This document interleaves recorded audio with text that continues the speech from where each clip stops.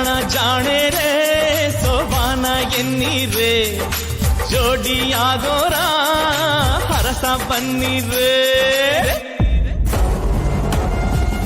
ನೋಡ್ದ್ಯಾ ಕಾಲ ಹೇಗ್ ಬದಲಾಗುತ್ತೆ ಅಂತ. ಈ ಮದ್ವೆ ಆಗಲ್ಲ ಅಂತ ಹೇಳಿದ್ದೆ, ಆದ್ರೆ ಈಗ ನೀನೇ ಈ ಮದ್ವೆಗೆ ನನಗೆ ಅರ್ಶನ ಹಚ್ತಾ ಇದೀಯ. ಇನ್ ಸ್ವಲ್ಪ ಹೊತ್ತಲ್ಲೇ ಅಷ್ಟೇ ದಾರ ನನ್ ಕುತ್ತಿಗೆ ಬೀಳುತ್ತೆ, ಅದನ್ನು ನೋಡ್ತೀಯ. ನಿನ್ನ ಆಸೆ ನಿರಾಸೆ ಆಗುತ್ತೆ. ಈಗ್ಲೂ ಹೇಳ್ತಿದ್ದೀನಿ, ಈ ಮದುವೆ ನಡೆಯುತ್ತೆ ಅಂತ ಅನ್ಕೊಳ್ಳೇಬೇಡ.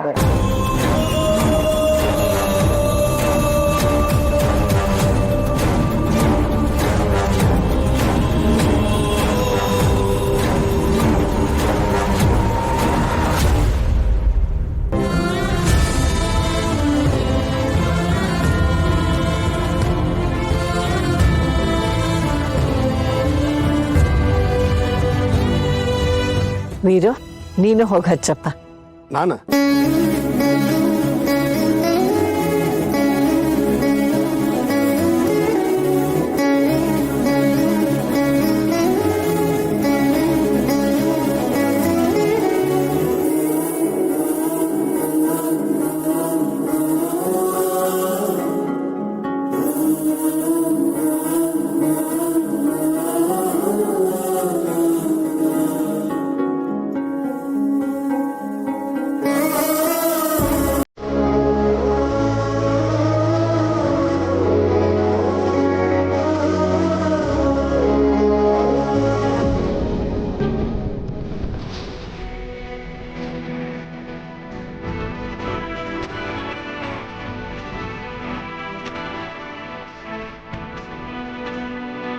ಅಪ್ಪ, ನೀವ್ ಯಾಕೆ ಹಾಗೆ ಹೇಳಿದ್ರಿ ಅಂತ ನನಗೆ ಈಗಲೂ ಗೊತ್ತಿಲ್ಲ.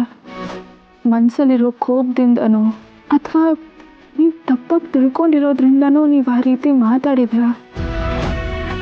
ನೀವು ನನಗೆ ಅರ್ಶನ ಹಚ್ಚೋ ಆ ಸ್ಪರ್ಶದಿಂದಲೇ ಗೊತ್ತಾಗ್ತದೆ ನೀವೇ ನನ್ನಪ್ಪ.